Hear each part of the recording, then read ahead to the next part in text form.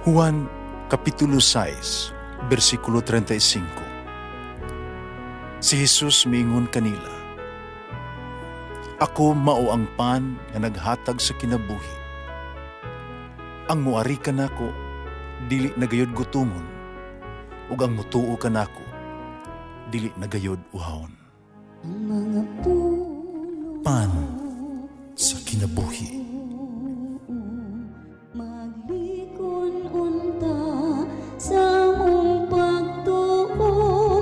Gagakakabi sa pagtuman sa imong mahal nga kasuguan.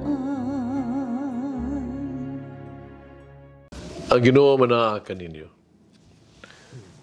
Pagbasa gikan sa Santos Ebanghelyo sumala ni San Mateo.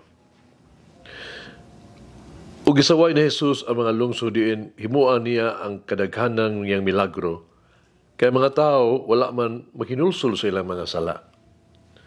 Pagkalaot ni mo Corazin, pagkalaot usab ni mo Betsaida, kaya kung ang mga milagro na himo diha kaninyo, dito pa himuan sa tirog sa Sidon, ang mga tao dito, dugay na unta, nga nagsapot og sako, og nabalibod og abo sa ilang ulo, o pagpaila na sila nakinulsul sa ilang mga sala. Busa hinundumi, nga sa adlaw paghukom, ang Diyos mas maluoy pa sa taga-Tiro taga-Sidon kay kaninyo. O ikaw Kafarnaum, buot kang mubayaw sa imong kagulingon ngadto sa langit, itambog ka hinuon ngadto sa impyerno. Kay kung ang mga milagro nga naghimo diha kanimo, dito pa himuan sa Sodoma, ani pa unta kini karong adlaw. Busa hinundumi nga sa adlaw paghukom, ang Diyos mas maluoy pa sa Sodoma kay kanimo.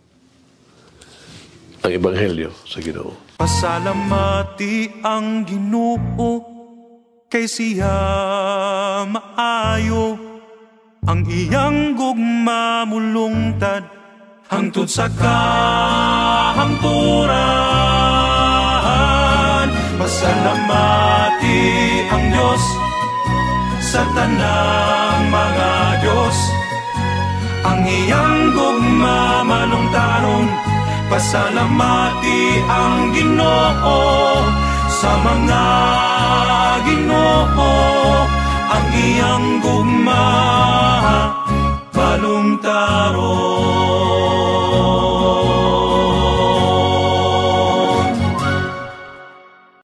Nganong gibiay man Jesus ang Corazin, Betsaida o Capernaum? Ang Corazin mao ni ang halangdon nga dapit sa sinagoga nga nahimutang sa lingkuran ni Moises. Ang Betsaida mao kining dapit diin nagbilagro siya, no? Pagdaghan sa mga pan ug isda, pagpakaon sa mga tao. Ang Capernaum mao gyud lungsod nga natawhan ni Simon Pedro. Mao ang kaduhang puloy-ana sa ni Jesus sa panahon siyang public life, public ministry. Gawas ni ini si Jesus naghimo sa gawhan ng mga buhat, mga milagro. Pusa importante ang maong syudad. Espesyal sila. Paghihukman sila. Nga naman. Tungkol kay sila napakya sa pagtuman sa pagtulunan ni Kristo. Napakya sila sa pagkinabuhi, sumala sa kahigpitan, sa gasa sa Diyos nga ito kanila. Wala na mutubag sa gihatag o gipangayo sa Diyos kanila. Walay kausaban ng ilang kasing-kasing. Walay pagkinusol, ug way pagkakabig ngadto kay sa Dios. Ang Dios kanunay nga nagbuhat og mga katingalahan sa tuang kinabuhi. Ang Dios kanunay nga naghatag kanato og daghang panalangin. Ang Dios positibo nga naging labot sa tuang adlaw-adlaw nga mga kalihukan. Busa di nato usikan ang kaayo og grasya sa Dios. Di nato palabyon ang hinatag sa Dios nga mga kahigayunan. Kailan natong buhaton ang usa ka butang, kita kinahanglan magpasalamaton. Kinahanglan mo balik kita kaniya. Kinahanglan kitang mutubo o magpagabalaan alang kaniya. Uban sa mga mata sa pagtuo, kailangan natong mamguhan nga ang Diyos nagbuhat o naghatag kanato tanan alang sa tuang kaayuhan. alang sa itong kaugalingong kalawasan. Ang Diyos naghangyo ka nato sa positibo sa pagtubag sa iyang tawag. Kinahanglan suklian nato ang iyang kaayo sa maayong mga buhat, ang iyang gugma o pag-alagad ka nato. Ang iyang pagpasaylo sa pagbago sa kinabuhi o ang iyang pagsalig sa pagkamasinag tawnon. Ang Diyos naghulat ka nato. Naghulat sa to ang tubag. Unsa ngay natong tubag? Kini mo ang ato ang paghinulsol. Kinabaghoon nato ang ato ang kinabuhi alang kaniya. Pabalik sa iyang mahigugmaong gakos, loving embrace. Kaya makig-uli kita kaniya sa to mga igsuon. Kaya magkinabuhi kita sumala sa iyang gipaabot. Pakuto nato karon atong kaugalingon. Nagpuyo ba ta sa kinabuhi sumala sugo sa Dios? Gigamit ba nato ang atong bugos nga iyang mga gasa o sa iyang mga grasya nga gihatag ka nato? Doon sa gulanon sa kinabuhi ni Santa Monica, mao siyang inahan ni San Agustin. Sa dihang San Agustin na litag na sa gitaotog heresy sa Mekali. Ni kinabuhi na sa kinabuhi puno sa sala, makasala. Si Monica nag-ampog ng sakripisyo. Naghago alang sa pagkakabig sa iyang anak. Di gayon nga giina niya ni Monica ang si Agustin.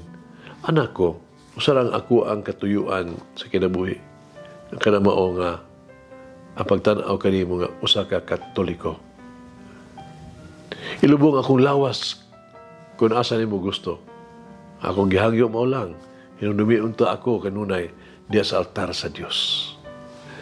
Gila ni San Agustin nga maayo ang mga paningkamot ug ang sakripisyo nga gugma sa iyang inahan alang siyang pagbag-o sa kasing-kasing. Siya mitug-an. Dili nako mahulagway kung unsa ang iyang gugma kanako. Pinagi sa iyang pagtanaw, ingon man sa iyang mga pulong, iyang gibayaw ako ang akong kasing-kasing ngadto sa Dios. Nanghagit sa kinabuhi. Kung may isulti sa Jesus kanako, usa ka ang iyang mga pulong. Kung si Jesus muhukom kanako, nining yugtua sa kinabuhi, unsa ang iyang hukom? Magampo kita. Maluluyon, umaumahon nga Jesus, akong giila ang imong pagkadako. Giila ko ang imong mapaanguron nga gugma. Karong adlaw, dayag na akong giangkon ang ako ang mga sayop. Gidawat ko ang ako ang mga sala, ang ako ang mga kakulangan. Uban sa imong dakong kaluoy, mapamsanon kong mangayo sa imong pasaylo. Pasilo ako sa mga kasakit, mga problema nga akong nahatag sa ako ang mga minahal. Ikasubo ko pag-ayo ang mga kasamok nga akong nahimo sa ako ang pamilya ug mga higala. Umaluluyon ng higumaong Jesus. Palihog pasilo ako. Maluoy ka kanako. Amen. Umamayri, tuloy ako sa mapabsanon.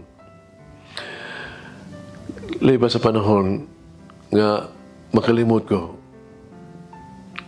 sa sugo sa Ginoo o kinsa akong Diyos. Diya sa pagkasala. Umulangin ang Diyos magagahom sa tanan. Ama, Anak, Espiritu Santo. Amen. May the Lord of the divine mercy bless us all, heal us from all diseases and suffering. Ayun unta niya kita, tanang mga sakit na sa lawas o sa kalag, body and soul. In the name of the Father, the Son, and of the Holy Spirit. Jesus, I trust in you. Amen. Whoever eats the bread of life will never hunger, says the Lord.